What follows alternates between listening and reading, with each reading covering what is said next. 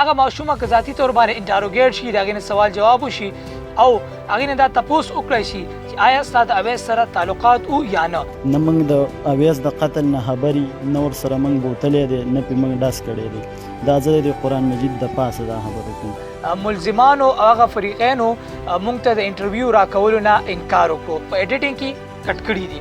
نو د دې وجې نه زموږ د اعتراض د ګیله ده چې دا ابجکټیو نه سبجکټیو ریپورټینګ. نو بس ما د ویشتو اراده ډېره نه مایروم. ملزمانو دپاره چې هغه لا مجرم ډکلیر شوی نه وي هغوی دپاره همیشه طور باندې دوی چې کوم دی د مجرم لفظ استعمالی. بسم الله الرحمن الرحیم. السلام علیکم. زه ارشد خان پروګرام رښتیا کې تاسو ته هرکلی وایم. د اویس د قتل تقریبا 15 میاشتې وشولې. ظاهره خبره تاسو به دا سوچ کوئ چې 15 میاشتې بعد بیا په دې موضوع باندې د خبرو اترو کولو ضرورت ولې راپېښ شو. ګران کتونکو عمومي طور باندې که تاسو وګورئ هر کله چې داسې قسمه واقعات وشي نو د وخت سره سره موږ دا واقعات بیا هیر کو. بیا موږ ته دا پته نه چې د چا په کور کې ظلم زیاتی شوی، د چا د کور نه قتل کړی شوی دی، هغوی ته انصاف میلاو شو یا نه، او د وخت سره سره بیا د هغوی بیانیه د هغوی څه موقف دی هغه چینج شو، بدل شو یا هغسې برقرار دی، یا په چا باندې چې کوم الزام لګېدلی و کوم کسانو باندې هغه واقعي چې کوم دی مجرمانو یا هغه ملزمان ډکلیر شو. نو داسې قسمه واقعیات بیا د وخت سره سره موږ نه هیر کړی شي، چونکې د بدقسمتۍ نه هغه ملزمانو او هغه فریقینو موږ ته د انټرویو راکولو نه انکار وکړو.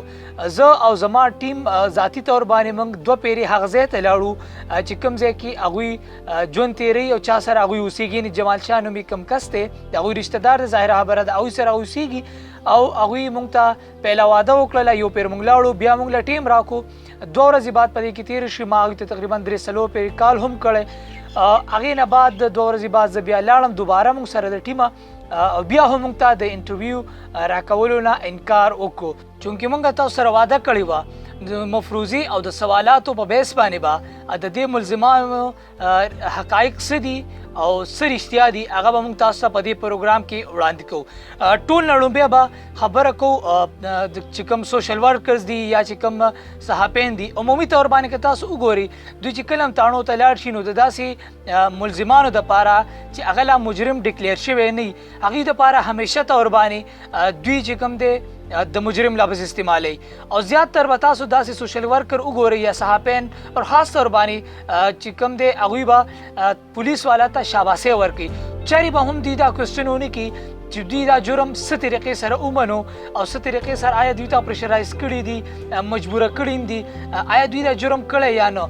همیشه طور باندې به دوی پولیسو له شاباسي درکوي. یو کلیپ زه تاسو ته اورم.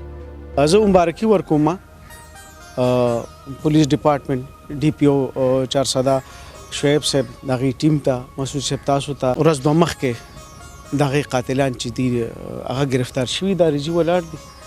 ډېر پریشر و خلکو وی چې پته ولګوي یو شان کمنټس و ما تم خلکو کوي چې بې د قاتلانو سره به ته ضرور انټرویو کې. اوس په چې کوم ملزمان دي د دوی حوالې سره به زه تاسو ته وایم د هغوی څه بیان و.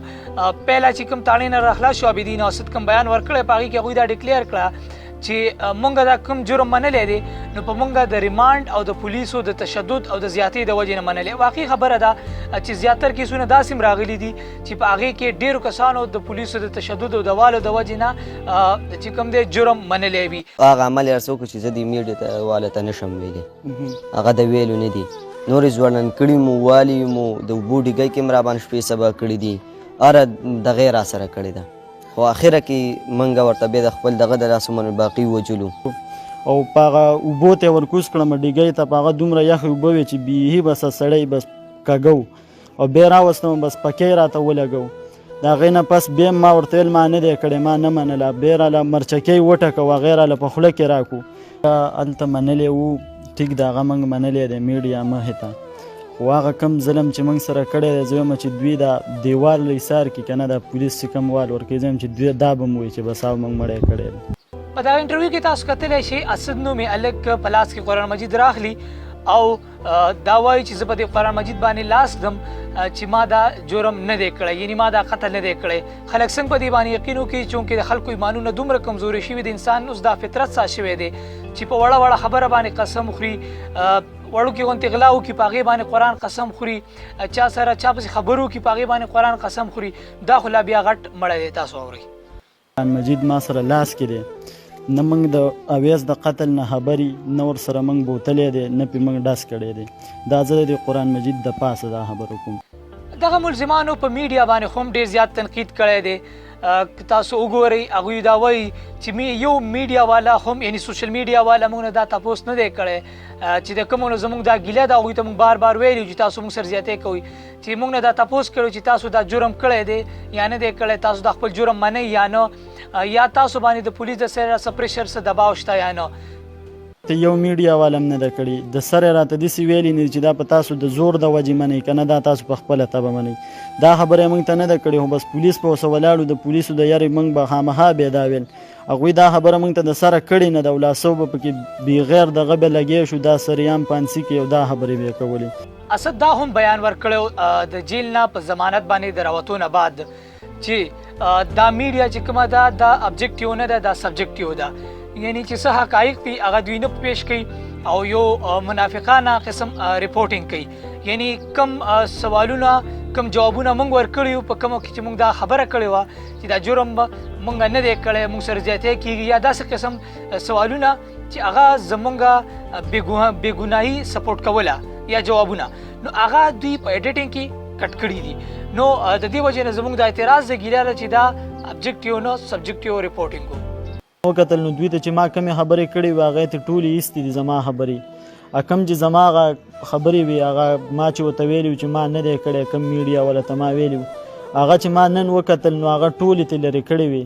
او زه دې کتونکو ته دا خواست کوم چې دا میډیا والا دا بار کم شکل دی نو دا دننه نه دی، دوی په تاڼو کې دا خبرې نه کوي، دوی ته چې کم حقیقت یې هغه ته لر کوي یا کم منافقت خبرې چې یا پکې مخې ته راولي. اوس د دې نه مخکې چې کوم دی په تاڼه کې دوی بیان کوم ورکړی او کوم انټرویوز ورکړي وو، د دوه انټرویوز موږ انتخاب کړی دی، یو انټرویو د یوسف جان د پروګرام او بل انټرویو د لفحان شیرپاو د پروګرام. ګورو اوس د دې سره موازنه کوو چې څه حقایق راوځي، څومره پورې د دې چې کوم دی دا کوم انټرویو دوی وروسته د رهایي باندې راوتو نه بعد ورکړی دا مکمل طور باندې د جرم نه انکار وکړو. پهله دوی چې کوم جرم قبول کړو په هغې کې او په دې انټرویو کې څه تضادات دي هغه زه تاسو ته ښیم. پهله نمبر باندې چې کوم بیان ورکړی عابدین دا خبره کوي چې کله فایرنګ وشو نو د فایرنګ د یاري د وجې نه بیا مونږ هغه ځای نه وتښتېدو، زه او اسد مونږ لاړو او الیاس دا فایرنګ وکړو. اوس د دې دا اعتراض دی دا څومره سوالات چې زه کوم دا به ټول په دې په سپورټ کې د دې پسې پرده وي چې دوی اعتراض کوي چې دا کوم پلان او دا کومه سټوري دا موږ ته پولیس ویله. اوس دا څنګه اتفاقا دا کیدای شي چې یو داسې سوال به هم کوي تانه سوشل میډیا والا ته بیا دا سټوري بیانې. نو چې کله دنه تپوس وکړی شو دا وایي چې د فایرنګ د یاري د وجې نه ما او اسد بیا وتښتېدلو. سر بس چې یو ډز وشو بس موږ ورته کتل بیا تیسته بیا روان شو په هغې بیا ته ډز یې ورېد. سر بس بیا موږ ډازو نه ویرېدو، موږ په خپله میسته تښتېدلي وو، سر بیا موږ څه نه دي لیدلي. بل ظاهره خبره ده د پولیس ریمانډ ډېر زیات سخت وي. اتفاقا څنګه داسې کیدای شي تقریبا 140 کسان نیولی شوي او په 140 کسانو د انټاروګیشن او انویسټیګیشن نه بعد د دې درې کسانو انتخاب وکړی شو چې او دا چې کوم دي دا مجرمان دي او دا جرم چې کوم دی دوی کړی دی.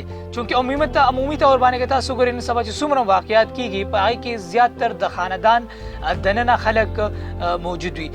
بلکې تاسو وګورئ الیاس په خپله باندې دا بیان ورکوي چې د دې دا کومه واقعه وه یعنی د عابدین د خورکۍ سره د اویس ناجایز تعلقات و د دې باره کې ما د دې اویس خور ته هم شکایت کړی خو هغې زما بیان ونه منو او زما د خبرې نه انکار وکړو. ما د دې اویس خور ته ویلي وو ما چې مطلب داسې سیټینګ دی داسې قصه ده خو هغې په هغه ټایم کې هم زما خبره رد کړله. نو ما دا سوچ وم چې دا به خپل مور پلار ته ورسوي.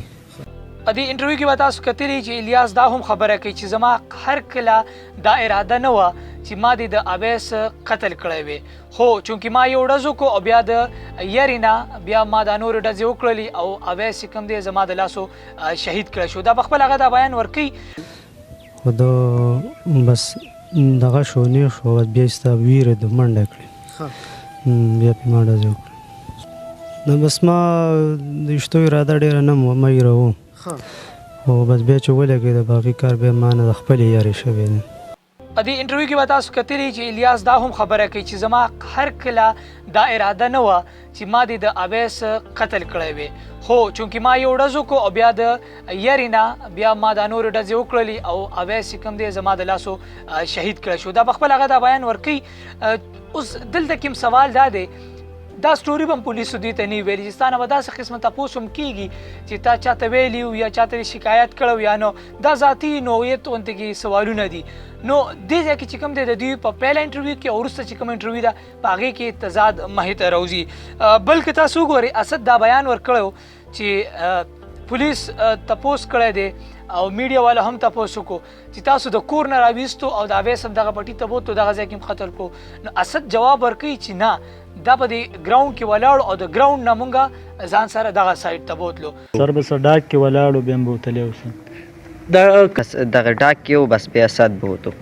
بل اسد دا خبره کوي او پښیمانتیا اظهار کوي چې زموږ دا یقین او تصور هم نه بلکې عابدین هم دا وایي چې الیاس به قتل کړي. بس زمونږ دا خیال کې نه و چې دا به دا مرګ کوي او مرګ ته به خبره وځي سر. بل د اویس د دې خبرې نه د هغوی د جرم حقایق وړاندې کیږي چې کله مونږ داسې دا قتل وکړو او کومه دا واقعه وشوله نو د دې نه بعد باندې چې په کور کې یو ماتم غوندې کې حالات و داسې حالات و چې یو کس ته به هم خوب نه ورتلو او موږ ټولو به د نشي ګولۍ استعمالول. ګډ وډو سر بس چاله به خوب هم نه ورتلو، ټولو به د نشې ګولۍ خوړلې سر بس ټول بیخي په مړي حساب. په دې کې پروګرام کې زما خپل ذاتي طور باندې دا رایې ده کومه ماشومه باندې چې دا الزام لګېدلی دی هغه ماشومه که ذاتي طور باندې انټاروګیټ شي د هغې نه سوال جواب وشي او هغې نه دا تپوس وکړی شي چې آیا ستا د اویس سره تعلقات و یا نه، نو ظاهره د هغې نه به ډېره پورې دا کیس کلیر شي. که چېرې هغه دا ډیکلیر کړي تسلیموي چې او داسې قسمه تعلقات و نو بیا مونږ د دې نه دا نتیجه حس کولی شو او دا قتل دې ملزمانو کړی دی. ها بل سایډ ته به یو څیز بل هم کلیر شي چې د اویس والد صاحب چې کوم دا الزام لګي چې دا په دې جینۍ باندې نه بلکې دا په د قابلیت او د قابلیت د مستقبل د کامیابۍ د وجې او د خطرې د وجې نه قتل کړی شي. هلته کې به هغه څیز هم کلیر کړی شي چې اویس والد صاحب خپل عزت هم بچ کوي او د خپل بچي حق هم غواړي. کوشش کوو او ګورو مخکې چې په دې سټورۍ کې څه حقایق مخکې راځي هغه به هم موږ تاسو ته وړاندې کوو. ارشد خان له اجازت ورکوي. د الله په امان.